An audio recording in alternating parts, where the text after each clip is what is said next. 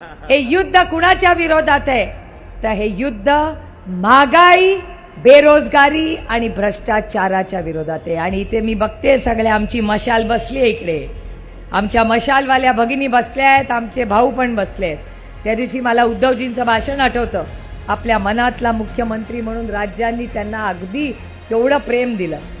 त्या उद्धवजींनी परवा मुंबईच्या सभेत शब्द दिलाय आपल्याला की तुमच्या सगळ्या ज्या मूलभूत गरजा आहे, आटा, तांदूळ, तेल, 5 वर्ष आपलं सरकार आल्यावर सगळे भाव स्थिर राहतील, आम्ही महागाई वाढू देणार नाही, हा शब्द तुम्हाला देतो।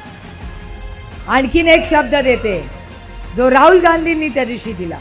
काँग्रेसचे आमचे भाऊ असतील इकडे आणि भगिनी, राहुलजींनी भाषणात असं सांगितलं की आज नंतर महाराष्ट्रातली आलेली प्रत्येक इन्व्हेस्टमेंट ही महाराष्ट्रातच राहील, ती दुसऱ्या राज्यात आम्ही जाऊ देणार नाही।